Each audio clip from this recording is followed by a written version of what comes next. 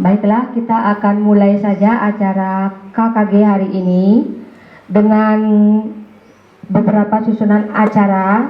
Yang pertama itu ada diseminasi penyebaran dan pemahaman budaya positif. Yang kedua, refleksi dari kegiatan studi tiru. Yang ketiga, lomba PGRI. Dan yang keempat, kita akan membahas tentang tirta-yatra. Sebelum yang mulai kegiatan untuk hari ini, mari kita berdoa dulu bersama menurut agama dan keyakinan kita masing-masing. Berdoa mulai.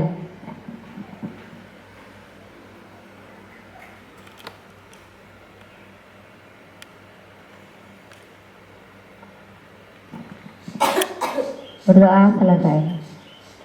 Baiklah Bapak Ibu, kita akan dari Ibu Kepala Sekolah. Kami persilakan Ibu.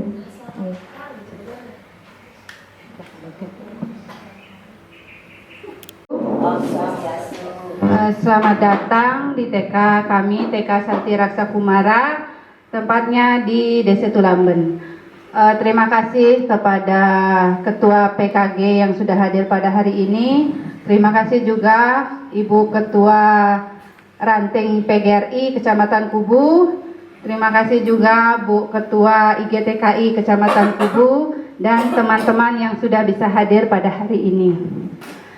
Acara hari ini kan KKG sambil dengan diseminasi tentang budaya positif yang ada di sekolah, kemudian yang dilanjutkan dengan RTL, kemudian dilanjutkan dengan lomba HUT IGTKI, PGRI, yang keempat adalah tentang tirta-yatra yang akan diadakan Kecamatan Kubu. Kami di sini sebagai kepala sekolah ingin mendukung teman-teman yang ada di sekitaran Kecamatan Kubu agar di sekolah kami ada angkatan CGP yang ke-9. Kami ingin teman-teman di sini mendukung teman yang ada di TK Santi Raksa Kumara untuk melakukan diseminasi CGP Angkatan 9 tentang budaya positif yang akan dilakukan di sekolah. Tentunya akan menggerakkan teman-teman, bergerak dan menggerakkan seluruh yang ada di Kecamatan Kubu di bagian guru TK. Cuma itu yang saya sampaikan agar teman-teman bisa mendukung acara kegiatan ini secara berjalan lancar. Terima kasih. Om Santi Santi Santi Om.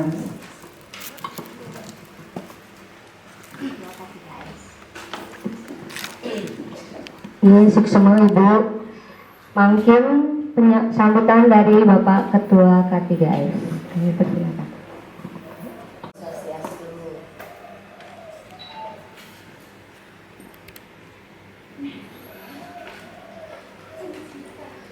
Selamat siang Bapak Ibu. Sudah Bapak ternyata. Selamat siang Ibu-ibu. Selamat siang. Silakan dinikmati dulu kuenya. Mohon maaf seadanya. Hari ini kegiatan KKG saya tidak biasa membuka kegiatan KKG sebenarnya. Kegiatan ini kan kegiatan KKG yang sinkronisasikan dengan kegiatan diseminasi oleh salah satu CGP, oleh satu-satunya CGP guru TK di Kecamatan Kubu. Tepuk tangan dulu untuk CGP kita.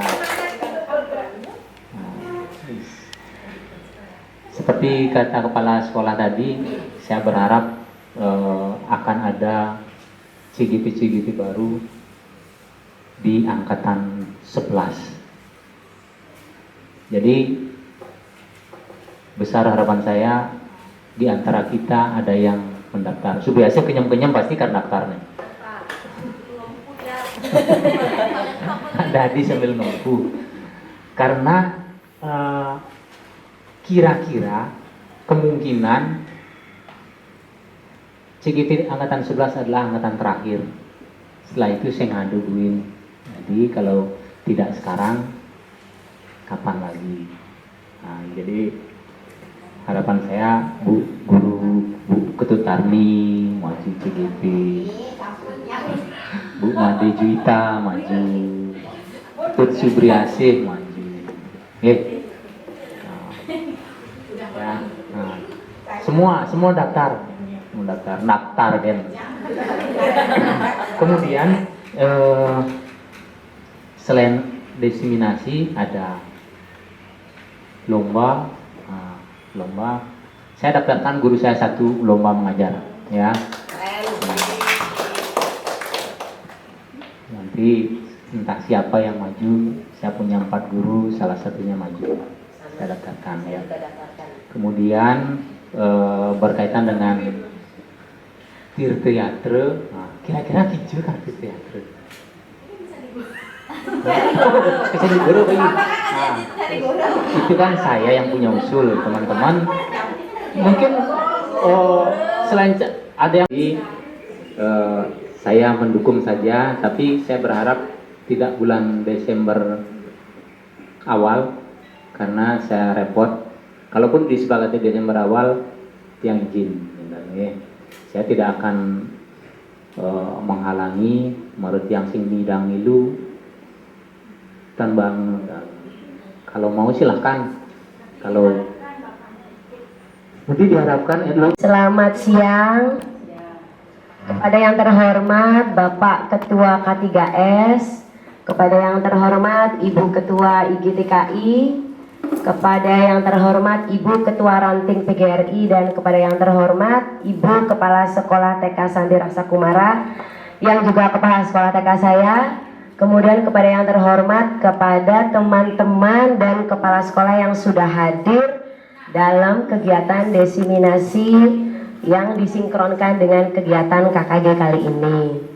Mohon izin Bapak Ketua K3S, Ibu Ketua Ranting dan Ketua IGTKI juga kepala sekolah, saya izin share screen ya. Yang ini deh, full screen, tampilkan.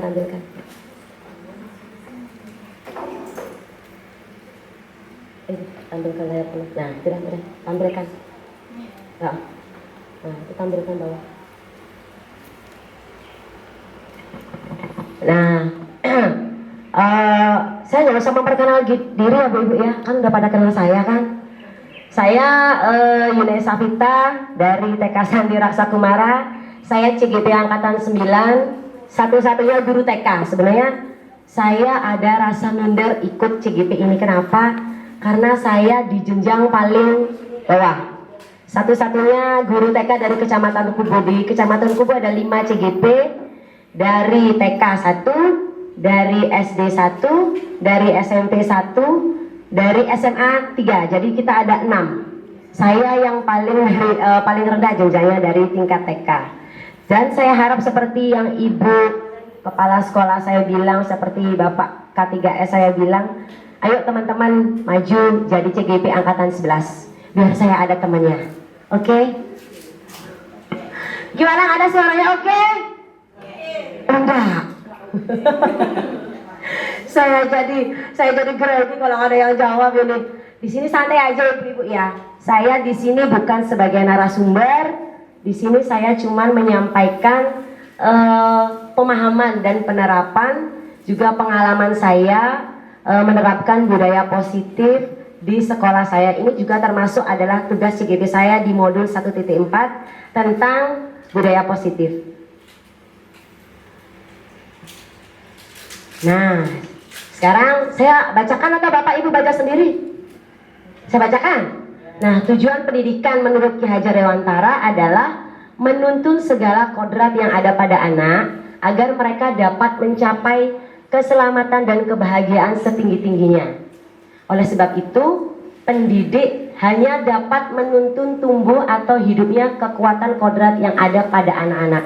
Nah, sekarang saya tanya nih, dulu pernah tidak mendengar kata-kata seperti ini? Anak-anak itu seperti kertas putih, betul apa tidak? Tapi itu kira-kira menurut Ibu benar atau salah nggak? Benar, benar. Benar atau salah? Coba saya tanya sama Bu Made Suci nih. Kira-kira benar Bu? Anak-anak adalah seperti kertas putih. Benar atau tidak? Oh, bapaknya ikut aja.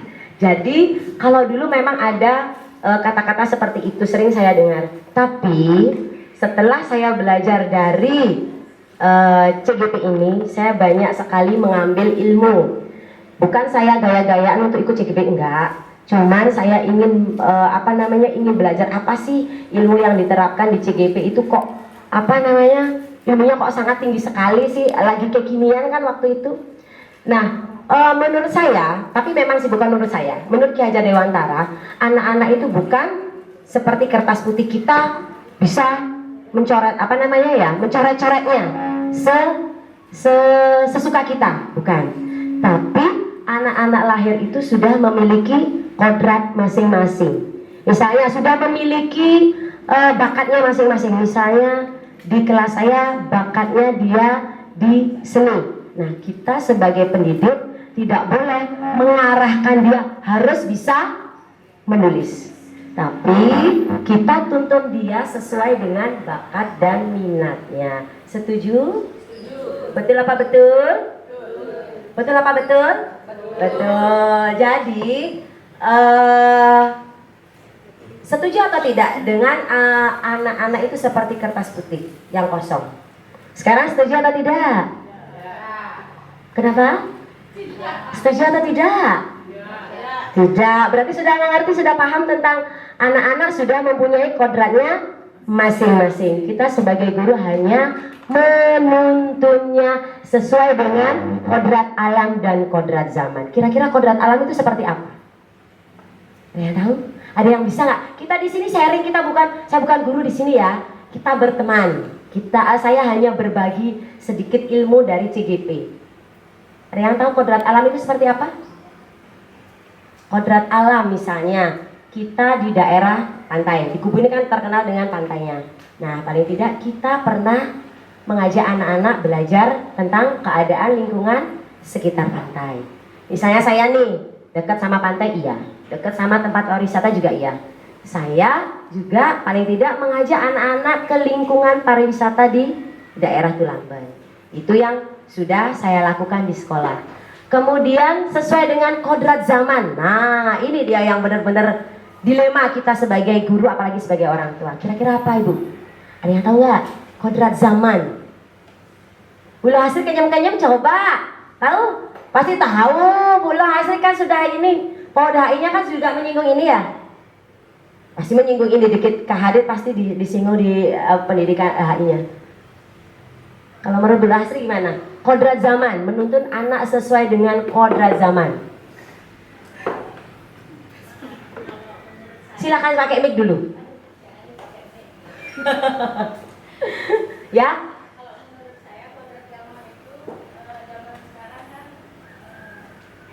Ya.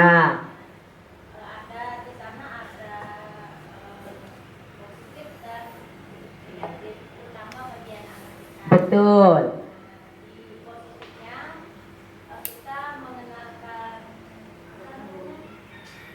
Gadget.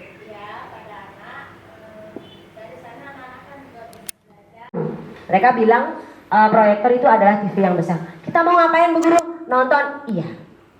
Nah, jadi tidak sebagai guru kita juga tidak bisa melarang mereka untuk bermain gadget. Tapi ada batasan yang harus kita berikan kepada anak-anak. Apalagi kita sebagai orang tua. Lanjut. Nah, sebelum menginjak ke budaya positif, tutup dulu Bu Guru. Tahu nggak budaya positif itu apa? Nggak usah dah Bu Guru, biarin dah. Kira-kira ada yang tahu nggak sebelum baca ini? Ini jangan ada dianggap bener. Ini kan saya yang buat soalnya. Kira-kira budaya positif itu apa? Belum mekel? Biar pernah saya ngobrol sama belum mekel ini. Kira-kira apa sih budaya positif itu? Betul Subri? Kemik-kemik dari tadi? Ada yang tahu? Gak apa-apa dah dibaca kalau begitu. Budaya positif adalah nilai-nilai kebajikan dan kebiasaan-kebiasaan baik di sekolah. Ya, Kira-kira saya yakin kok ibu-ibu ini pasti sudah menerapkan kebiasaan baik di sekolah, benar kan? Coba kira-kira apa saja kebiasaan baik yang sudah dilakukan di sekolah, Bu Made Suci? Berdoa sebelum melakukan. Ya, betul. Betul. Sapa, salam. 5S ya. Ada lagi? Ya, boleh. Ya, buang sampah pada tempatnya. Itu adalah pembiasaan-pembiasaan yang sudah biasa kita terapkan kepada anak-anak yang sesuai dengan profil pelajar Pancasila. Masih ingat? Profil pelajar Pancasila ada berapa dimensi? Lupa. Yuk lanjut Bu Kade. Nah, ini yang akan saya sampaikan kepada teman-teman di sini tentang konsep inti budaya positif. Yang pertama, perubahan paradigma belajar. Yang kedua, disiplin positif. Yang ketiga, kebutuhan dasar manusia. Yang keempat, motivasi perilaku manusia. Yang kelima, posisi kontrol guru, restitusi. Keenam, keyakinan kelas. Yang ketujuh, restitusi. Saya yakin pasti di sini ibu-ibu akan sangat terpesona. Saya bilang terpesona aja dengan materi yang di sini. Nomor 5 dan nomor 7.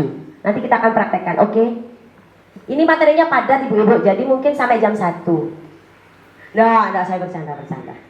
Saya ngebut. Lanjut. Pembelajaran dengan paradigma baru. Saya tanya nih, paradigma baru tahu gak?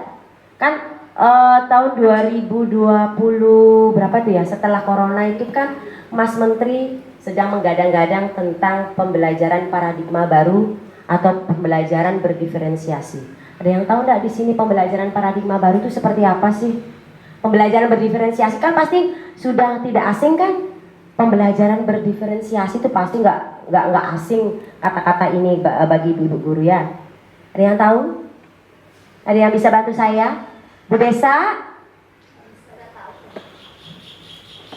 Jadi pembelajaran dengan paradigma baru di sini merupakan pembelajaran yang dirancang berdasarkan prinsip pembelajaran berdiferensiasi.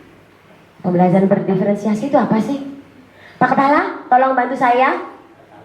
Tak tahu. Bu Made Suci. Mohon maaf ya, saya juga nggak tahu. Kita sering dengar sih. Iya, Saya benar. menerapkan di sekolah karena saya juga belum IKM. Belum IKM. Tak apa-apa. Bu Made, Bu Ketua, ada mungkin Bu Made bisa bantu saya pembelajaran berdiferensiasi. Bu Tarli yang paling rajin ini, bener. Paling rajin, saya senang sekali sama Bu Tarli itu, dia semangatnya tinggi loh, bener, ikut kegiatan apapun dia ikut. Semangat, salut saya sama Bu Tarli. Ayo Bu Tarli, bisa bantu saya tentang pembelajaran berdiferensiasi itu apa sih? Nggak tahu, ini pura-pura nggak tahu. Putri Subri? Oh, tidak tahu semuanya. Bukan saya di sini. Saya di sini bukan sebagai guru, saya di sini hanya berbagi. Jadi pembelajaran berdiferensiasi itu pembelajaran yang sesuai dengan minat anak. Contohnya seperti apa? Ada yang tahu? Nah, sesuai dengan minat. Saya sudah kasih clue-nya. Sesuai dengan minat anak. Jadi, ada yang bisa kasih contoh? Bu Made manggut-manggut sudah mengerti dia. Berarti sudah kling gitu. Misalnya di satu kelas guru menyediakan beberapa, mungkin tiga atau Ya. kegiatan, tetapi diserahkan kepada anak. Bu guru ada 3 kegiatan misalnya seperti itu. Nanti anak-anak silakan pilih sesuai dengan yang kalian suka. Jadi guru tidak memberikan ini dikerjakan lebih dulu, ini yang kedua, ini yang ketiga, tapi diserahkan semuanya kepada anak-anak. Entah mau menggambar dulu, entah mau kegiatan mungkin membaca dulu, mungkin kegiatan main dulu, terserah kepada Ya. anak-anak itu apa. Boleh juga seperti itu. Ada yang lain? Bu Made Sumeni? Bu Dian? Lebih ke skill mungkin ya. Ke skill, berarti ke keterampilan. Iya. Keterampilan. Olahraga minatnya. Kita arahkan ke sana. Ya, ada yang lain? Hari ini. Ada yang lain? Bu Juwita? Nah, saya tambahkan sedikit ya. Pembelajaran berdiferensiasi di sini yang dimaksud seperti ini. Contohnya misalnya ada kegiatan seperti yang dibicarakan tadi sama Bu Made. Kita menyediakan beberapa kegiatan. Ada satu murid ini yang belum bisa untuk pegang pensil, dia belum bisa. Nah kemudian dia tidak mau, kita sudah, nah biasanya Bu Guru kan bantu ya, dia sama sekali tidak ada minat untuk menulis. Jadi kita arahkan minatnya siapa sih? Misalnya seperti Bu Kepala saya tadi, dia tidak mau menulis pakai pensil, dia maunya menulis di papan tulis pakai spidol yang besar. Mungkin kan motorik halusnya belum siap dia memegang pensil, jadi kita alihkan ke papan tulis dengan memakai spidol yang besar. Boleh, tidak apa-apa Bu Guru ya. Kemudian misalnya kita pakai kartu huruf nih, kan di dalam menulis itu kita kan mengenalkan huruf juga iya, kemudian menstimulasi motorik halus anak juga iya kan. Nah jadi boleh kita memakai kegiatan yang lain, misalnya dengan memakai kartu huruf, boleh, tidak apa-apa. Jadi ada beberapa pilihan sesuai dengan apa sih yang keinginan anak ini. Itu bagaimana ibu-ibu, bisa diterima? Mana suaranya? Mana suaranya? Nah, kalau begitu kita ice breaking dulu ya. Biasanya saya di sekolah itu ice breakingnya begini. 1, mereka ketawa. 2, mereka tersenyum. 3, mereka menangis. 4, duduk rapi. Kita ice breaking dulu ya biar nggak ngantuk. 2.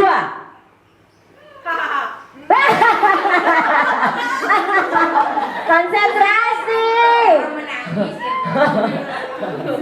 Kita ulang lagi ya. Kalau 1 tertawa, kalau 2 senyum, 3 menangis, 4 duduk rapi, 3. Kok ketawa lo Putri? Orang 3.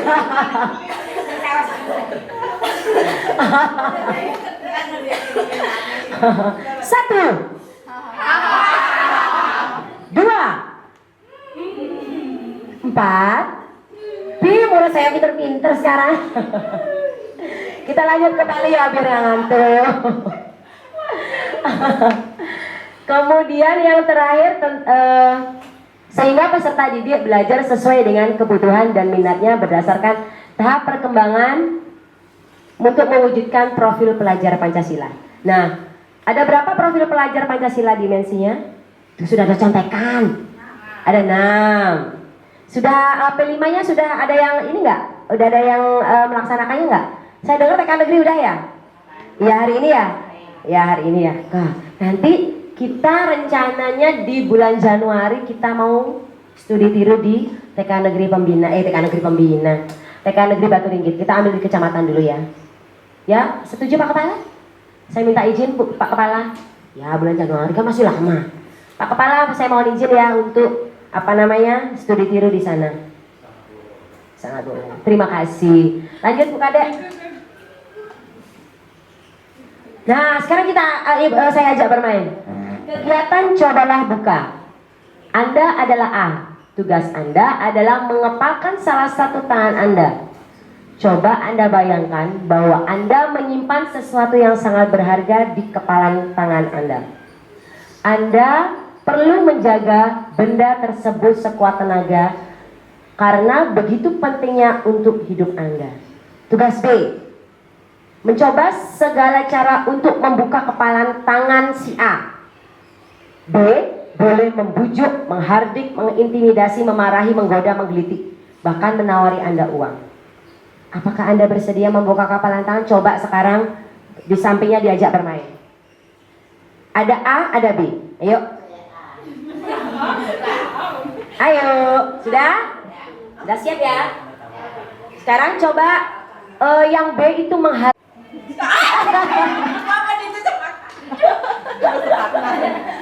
Oh, buntut tarinya jadi A, bunjurnya jadi B. Silahkan. Dipraktekkan kengke ya caranya bunjur merayu buntut tari tangannya buka. Buka apa sih? Masa merayunya kenyam-kenyam.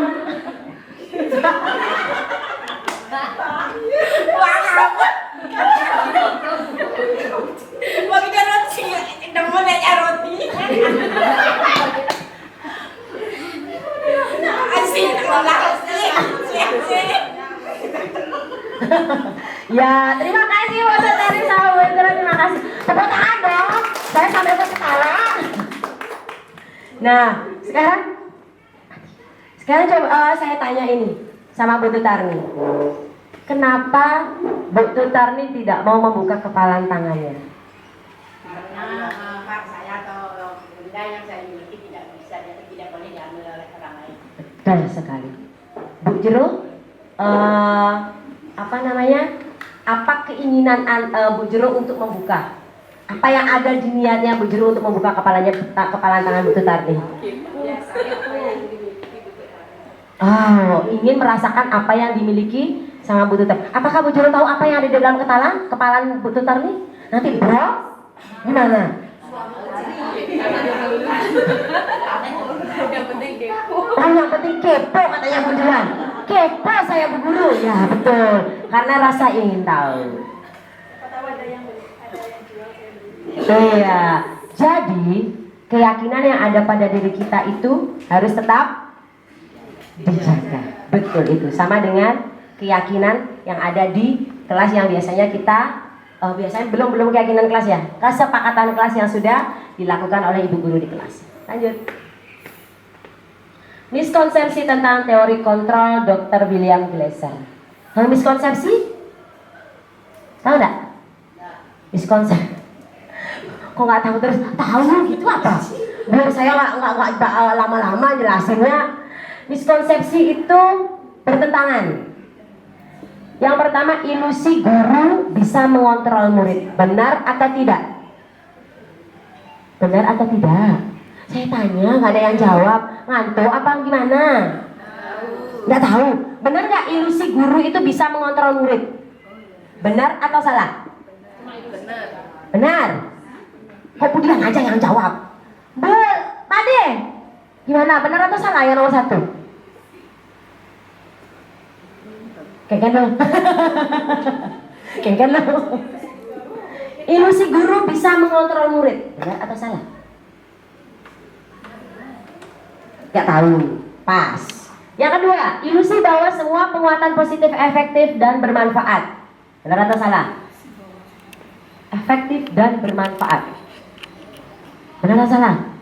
Salah. Ilusi bahwa kritik dan membuat orang merasa bersalah dapat menguatkan karakter seseorang. Betul asal salah? Salah. Ilusi bahwa orang dewasa memiliki hak untuk memaksa. Betul atau salah? Salah. Jadi semua yang ada di sini itu salah. Jadi kesimpulannya, kita tidak bisa mengontrol orang lain, hanya diri kita yang bisa mengontrol diri kita sendiri. Benar apa salah? Betul. Inilah ilmu yang saya dapatkan dari CGP. Banyak sekali ilmunya. Lanjut. Ya, disiplin positif. Nah, ini saya tanya, apa sih disiplin positif itu? Bu Tutarni, saya sama Bu Tutarni aja dah. Apa yang dimaksud disiplin positif itu, Bu?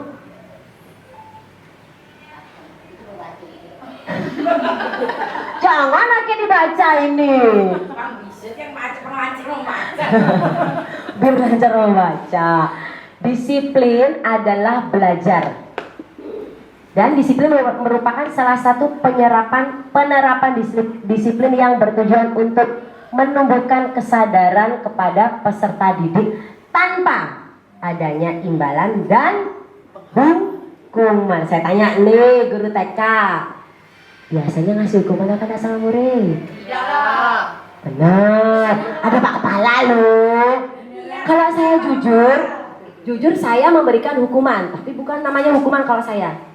Saya biasanya kasih apa? Nanti Bu Guru kasih hadiah loh. Hadiahnya apa Bu Guru? Duduk di kursi termenung. Nah itu salah satu hukuman. Biasa saya disiplin positif itu tidak bisa dibentuk oleh hukuman atau imbalan atau ancaman. Betul sekali. Lanjut. Sebagai pendidik, tujuan kita adalah menciptakan peserta didik yang memiliki disiplin diri sehingga berperilaku mengacu kepada nilai-nilai kebijakan universal dan memiliki motivasi intrinsik. Kira-kira ada yang tahu motivasi intrinsik itu apa? Motivasi yang ada yang muncul dari dalam diri. Jadi disiplin positif itu yang paling bagus itu muncul dari anak-anak sendiri tanpa adanya paksaan, hukuman, dan imbalan dari ibu gurunya. Lanjut. Nah, yang ketiga yaitu kebutuhan dasar manusia. Kira-kira yang pertama yang mana ya? Teman-teman, kalau saya ngomongnya kecepatan, saya minta ini ya, ingetin saya ya. Bu Yunais ngomongnya terlalu cepat, ya. Soalnya saya pernah dikomplain waktu pendampingan PI 2 oleh siapa namanya PP saya. Bu Yunais ngomongnya kecepatan, tolong pelan-pelan ya. Ya Pak, memang sudah bawaan saya ngomongnya cepat. Ya teman-teman, ingetin saya ya kalau saya ngomongnya terlalu cepat. Ayo, yang mana yang nomor 1? Ada yang tahu nggak? Yang mana ya? Penguasaan, kebebasan, kesenangan, bertahan hidup, atau kasih sayang? Hah? Iya betul. Yang pertama yaitu bertahan hidup. Terus kemudian kasih sayang. Terus kebebasan atau kesenangan dulu? Kebebasan atau kesenangan dulu? Ya betul, kebebasan. Kenapa kebebasan dulu kok tidak kesenangan? Betul, kalau kita sudah bebas, kita pasti akan merasakan senang. Kemudian yang kelima yaitu penguasaan. Lanjut. Teori yang keempat, teori motivasi perilaku manusia. Ya, ini saya bahas tadi. Ada 2 motivasi penguasaan. Penguasaan itu begini Pak Kepala. Kok saya jadi lupa. Penguasaan itu dia bisa menguasai dirinya untuk mengeluarkan, menyampaikan rasa emosinya dia, menyampaikan emosinya dia kepada lingkungan sekitar, kepada teman-teman di sekitar. Gimana Pak Kepala? Terima kasih Pak Kepala ya sudah bertanya.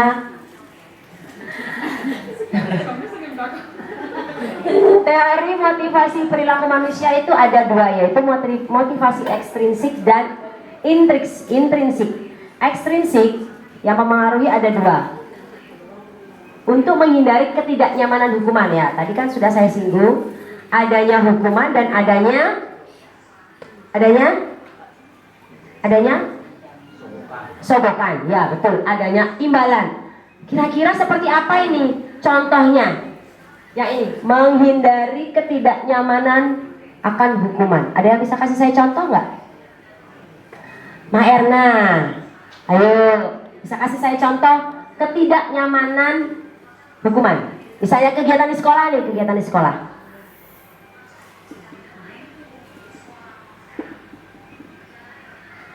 Kita belajar bareng-bareng, gak usah takut.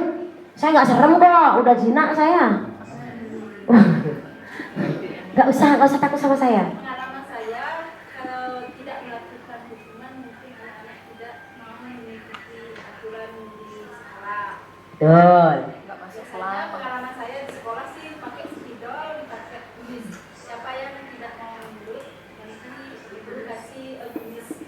Betul. Ya betul. Memang motivasi ekstrinsik untuk hukuman adalah memberikan hukuman agar mereka mau patuh terhadap peraturan yang ada di kelas. Kemudian, nah untuk mendapatkan imbalan, siapa yang mau kasih contoh? Angkat tangan. Saya nggak akan tunjuk nih. Ayo. Masa saya tunjuk terus? Pak, anaknya udah pulang, jemputmu. Sajib jam 12, panak tiangnya ngeling dan itu. Mulai mah. Pak, saya ada petakon. Ayo, kira-kira siapa yang mau kasih contoh untuk mendapatkan imbalan? Nah, Bu Guru Tutarni. Kenapa? Ayo Bu Tutarni jawab. Silakan contoh.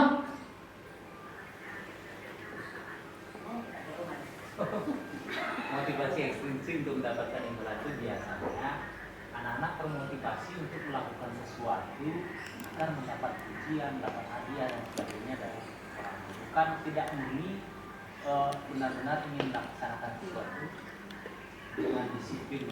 Contoh misalnya jika anak membuang sampah pada tempatnya, ketika anak termotivasi melakukan itu hanya untuk mendapatkan imbalan atau mungkin setelah membuang sampah pada tempatnya gurunya mungkin menjanjikan siapa yang bisa membuang sampah pada tempatnya akan dikasih aja sama guru. Nah, jadi hal itu menunjukkan bahwa anak melakukan disiplin membuang sampah pada tempatnya hanya semata-mata untuk melakukan hadiah. Mungkin itu yang bisa saya sampaikan. Saya pamit. Terima kasih banyak Pak Kepala atas kehadirannya. Betul sekali apa yang dikasih contoh sama Pak Kepala Sekolah. Betul sekali. Jadi anak-anak disiplin melakukan kegiatan bukan dari dalam dirinya sendiri,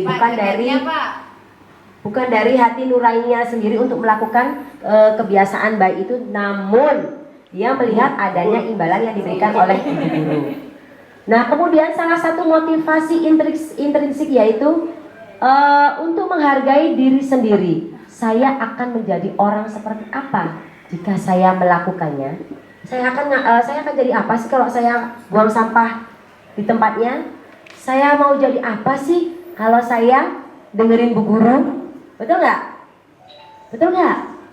1. Kemudian aja. 1. Nggak semangat. 1. 2. 4. Kan ingat tepuk semangat gitu kan ya? Tepuk semangat. Dan konsekuensi itu kan masih tahu ya. Kalau restitusi baru dengar. Ayo kita buka-buka deh. Nah, ini dia. Jadi hukuman itu tidak terencana. Kira-kira apa contohnya Bu Made? Bu Juwita? Bu Made yang di belakang nih. Tumben nih saya kelihatan sama Bu Made ini. Coba buka Bu Made kasih contoh. Hukuman itu tidak terencana tapi tiba-tiba. Bisa kasih contoh? Tiba-tiba nih ada murid yang melakukan kesalahan. Ya, disuruh hari berjajar kalau ada kesalahan. Siapa yang tidak mau, tidak menuruti peraturan guru, nanti disuruh berjoget ke depan dan bernyanyi. Oh ya, betul. Kalau hukumannya Bu Made, dia berjoget atau bernyanyi. Jadi hukuman itu terencana, tidak terencana atau tiba-tiba. Murid tidak tahu apa yang terjadi atau tidak dilibatkan, bersifat satu arah. Betul nggak ini hukuman itu bersifat satu arah? Betul nggak? Iya. Terima kasih ya kalau sudah datang. Betul nggak ini teman-teman? Bersifat satu arah hukuman itu. Betul? Hah? Kok bertiga pamitnya katanya Bu Made aja? Oh gitu. Nanti share di grup aja ya. Apanya di-share? Hasil KKG-nya. Oh gitu ya? Ya, Siap. Siap.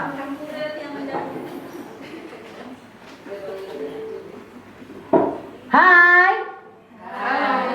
Kok hai? Halo. Hai. Halo. Jadi hukuman itu bersifat satu arah memang betul karena yang membuat hanya gurunya. Melibatkan murid enggak? Enggak. Berupa hukuman fisik atau psikis. Yang kedua yaitu konsekuensi. Konsekuensi itu terencana atau disepakati. Murid tetap dibuat tidak nyaman dalam jangka waktu pendek. Sikap guru selalu memonitor murid. Contohnya ada yang bisa kasih tahu saya nggak? Konsekuensi itu gimana contohnya? Ada yang kasih tahu? Ada yang bisa kasih tahu? Kasih contoh. Biasanya di TK itu gimana sih konsekuensi kita yang diberikan kepada murid?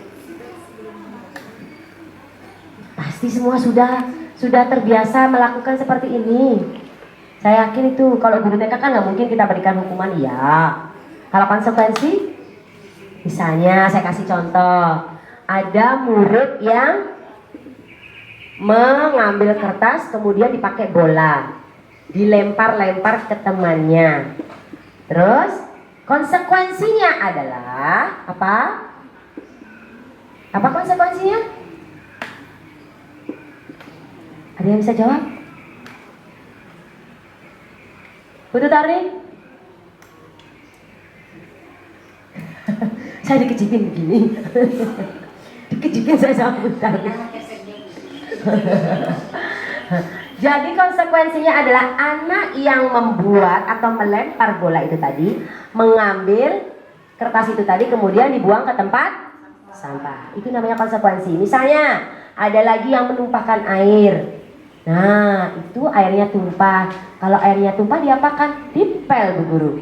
Bisa kita biasanya begitu enggak sama teman, sama guru, sama murid? Mereka bisa. Kalau murid saya bisa, Bu Guru, ada air tumpah di situ, air saya tumpah. Bu Guru, saya ambil pengepelan ya. Bisa nggak? Bisa, Bu Guru.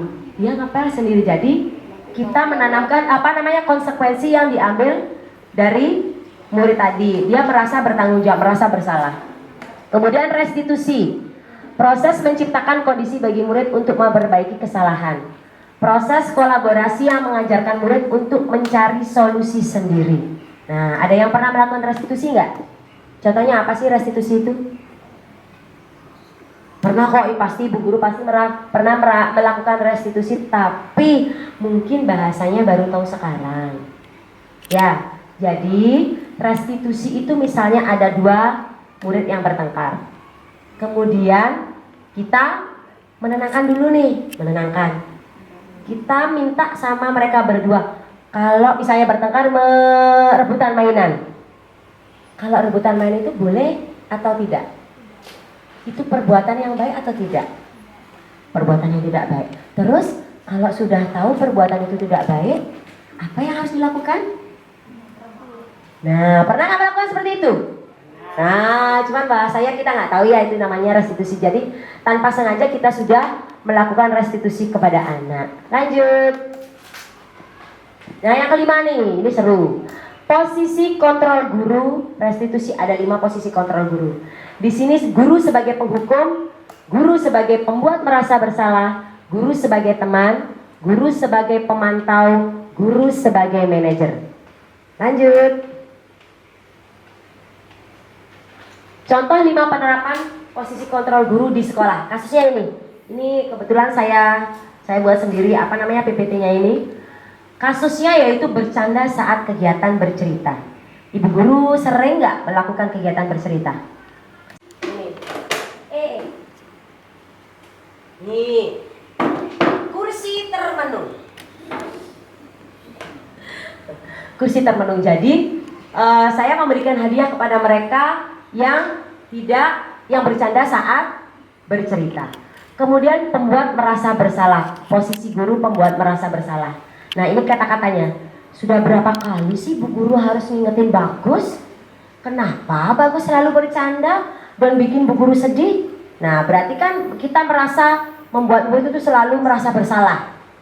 Kemudian yang ketiga yaitu posisi guru sebagai teman. Nah, itu perkataan kalimatnya. Ayo dong ikutin aturannya Bu Guru. Ya sudah, lain kali nggak boleh seperti itu lagi ya. Nah, pernah nggak seperti ini teman-teman? Pernah kan ya? Kalau saya sudah pernah penghukum, iya. Membuat merasa bersalah juga, iya. Sebagai teman juga, iya. Kalau teman-teman di mana? Pernah nggak sebagai guru sebagai penghukum? Pernah juga. Lanjut Bu Guru Kadek. Masih tetap ini ya, apa kasus bercanda sebagai pemantau. Kata-katanya seperti itu dah. Kamu sudah melanggar aturan kelas. Kamu tahu konsekuensinya? Jadi tolong jangan diulang lagi. Nah, ini posisi guru yang paling menantang. Posisi sebagai manajer.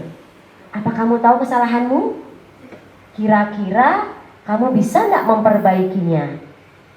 Pernah Ibu Guru menjadi posisi kontrol seperti ini, manajer? Pernah? Pernah juga. Lanjut. Nah, posisi kontrol manakah saya? Di mana sekarang? Di manajer, membuat merasa bersalah, hukuman, atau di lagi satu? Pemantau. Jujur aja nggak apa-apa. Gimana Bu Made? Posisi kontrolnya? Pernah di hukuman, pernah. Oh, setuju ya teman-teman ya? Pernah merasakan semua posisi kontrol sebagai guru? Pernah ya? Pernah. Sama berarti. Saya pikir saya aja, tapi setelah Setelah mempelajari modul ini, saya jadi merasa bersalah teman-teman. Benar. Kok saya memberikan hukuman ya? Padahal saya meskipun kata-kata saya yang hukuman tadi sudah saya ganti menjadi hadiah. Saya merasa bersalah. Tapi saya coba masih belajar untuk menghilangkan hukuman, menghilangkan kata-kata hukuman, menghilangkan kata-kata hadiah. Saya mencoba memposisikan diri saya sebagai guru manajer. Tapi memang itu tidak mudah. Itu tantangan bagi saya. Benar nggak teman-teman? Benar. Yang keenam yaitu keyakinan kelas. Mengapa keyakinan kelas bukan kesepakatan kelas? Saya tanya nih, sama enggak antara keyakinan kelas dengan kesepakatan kelas? Sama enggak? Saya tanya sama atau tidak, itu aja.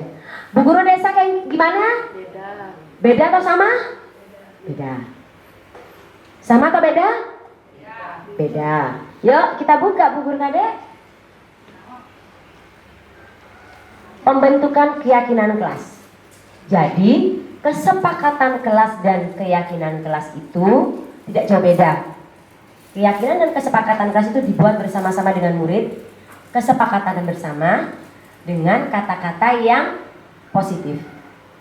Pembentukan keyakinan kelas itu bersifat abstrak, berupa pernyataan universal, singkat agar mudah diingat, mudah diterapkan dan melibatkan seluruh warga kelas atau sekolah. Contohnya apa? Pasti sudah buat lah, nggak mungkin nggak buat. Contohnya Bu Hasri atau Bu Made. Contohnya keyakinan kelas. Keyakinan kelas dulu, jangan ada keyakinan sekolah. Bu Juro, coba. Bu Juro desanya. Kan bisa, biasanya kan kita begitu. Ayo, kesepakatan kelas kita apa nih? Kira-kira apa?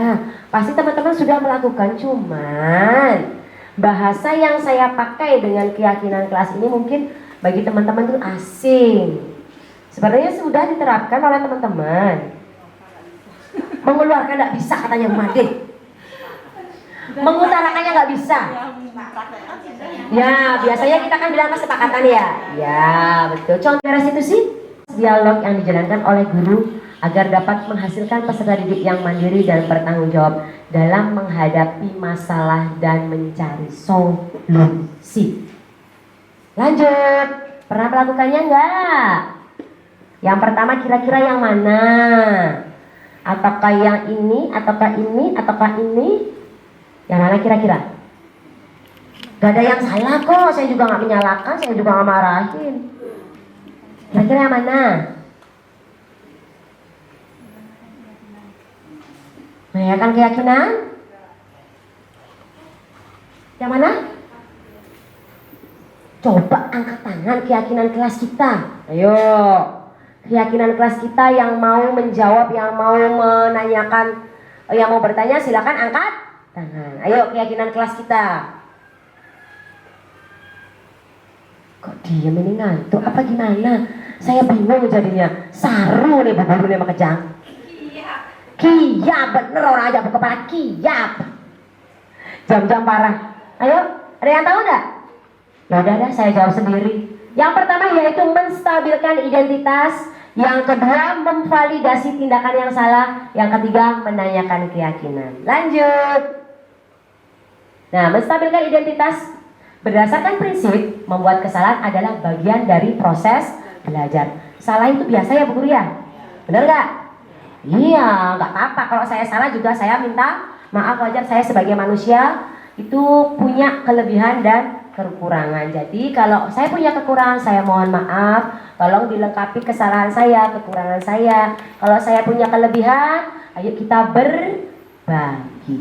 Jadi menstabilkan identitas di sini ini bisa dilakukan di sekolah. Kata-katanya sudah ada, sudah saya kasih contoh.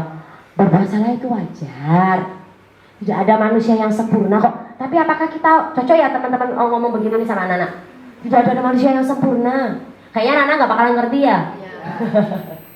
Jadi bilang aja sama anak-anak begini, gak apa-apa kok. Kalau kamu berbuat kayak gitu tuh gak apa-apa. Bu Guru gak akan nyalain kamu. Kalau bahasa seperti itu kan mereka bisa menangkap ya. Kalau dengan kata-kata tidak ada manusia yang sempurna, juga dia sana. Yang ketiga, ibu bapak juga pernah melakukannya loh. Bu guru juga pernah kok melakukannya dulu. Bu guru juga jengkel kalau ada teman mainannya bu guru direbut, bu guru jengkel. Itu contohnya.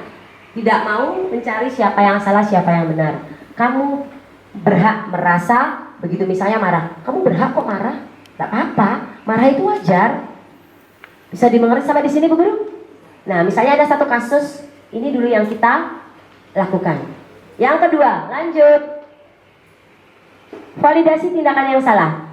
Berdasarkan prinsip, setiap perilaku berupaya memenuhi suatu kebutuhan tertentu dengan kata-kata seperti ini. Kamu pasti punya alasan melakukan hal itu. Bu guru ngerti kok kenapa data marah. Kenapa coba? Nah, kita kan bisa melakukan seperti itu. Padahal kamu bisa kok melakukan yang lebih. Misalnya nih, berebut mainan, cuma memukul. Tapi data bisa kok melakukannya yang lebih. Misalnya dengan menendang. Bisa kan? Kalau kalau anak-anak marah, apa yang dilakukan mereka? Mereka kan di luar kontrol mereka kan. Mereka bisa memukul, menendang, bahkan ngecuhin. Pernah nggak lihat murid ngecuhin? Pernah nggak?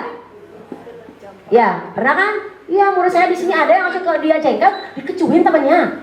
Terus temannya melapor, bu guru saya dikecuhin sama itu. Terus ngapain sebelum dikecuhin? Nakal, mainan bu guru. Nilai-nilai apa yang sudah disepakati? Pasti teman-teman sudah melaksanakan ini kan ya? Sudah apa belum? Belum ya? Coba kita lihat bu guru video, saya punya video ini.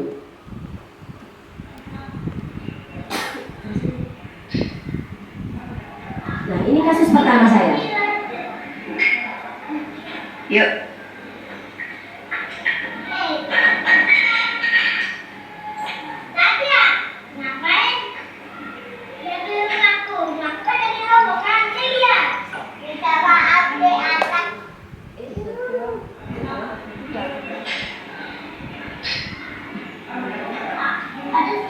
Lagi. Kasusnya apa? Siapa yang bisa jawab? Angkat tangan. Kita berbagi di sini. Saya bukan orang pintar ya. Saya hanya berbagi di sini. Bu Juwita, tahu kasusnya apa yang di sini? Diputar lagi? Enggak. Coba aku lihat. Iya benar. Kasus pertama ada anak yang mengganggu, menjatuhkan rumah-rumah yang sudah dibuat oleh temannya. Kemudian memukul temannya. Kemudian betul, ada 3 ya. Jadi dalam satu kasus ada 3 peristiwa. Yang pertama menjatuhkan mainan, yang kedua memukul, yang ketiga tidak mau memaafkan. Betul. Lanjut.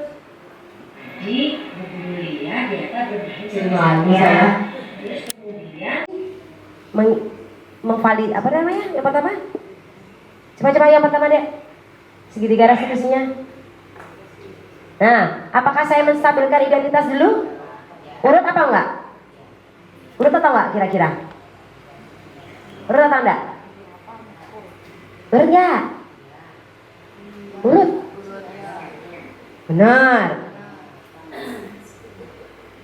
Urut enggak? Urut enggak? Suaranya mana? Satu.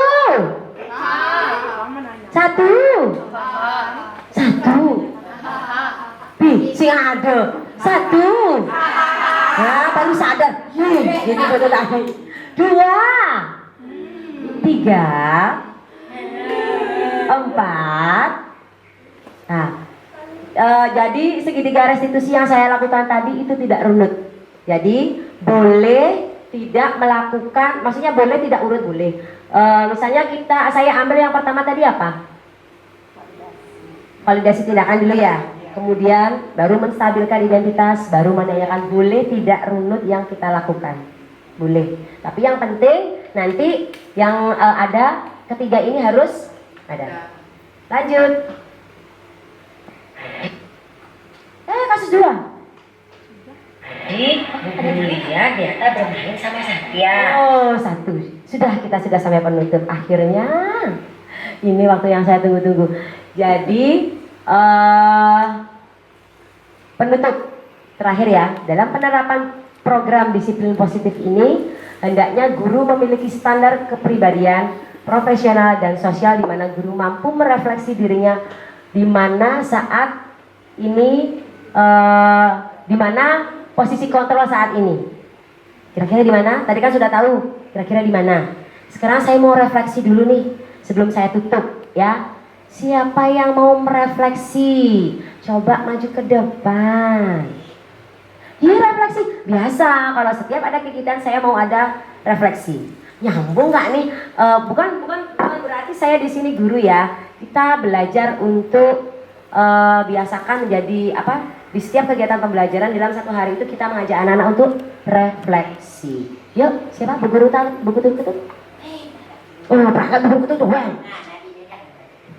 Ngeleng dengan Bu Guru ketut. Mau di sana apa di situ? Oh, di situ aja, silakan. Oh ini sih, ini sih rame teman Oh, nalen tuh mah. Ada yang foto saya nggak saya? Ada? Apa saya tolong dong dikirimin aja ya. Dari materi yang tadi disampaikan Bu Jero, mungkin sedikit kayak gini ya yang saya ingat saja Bu Jero. Yang saya dapat terima tentang yang selama ini kita kan beranggapan bahwa bayi itu baru lahir seperti kertas putih. Setelah tadi disampaikan sama Bu Jero, ternyata bayi yang baru lahir itu tidak seperti itu, sudah membawa kodratnya masing-masing. Dan kedua, dari materi tadi disampaikan Bu Jero, saya pribadi dapat mengetahui budaya positif atau aturan atau hukuman yang pernah mungkin kita lakukan di sekolah kepada anak-anak itu, bahwa hukuman itu tidak baik bagi anak.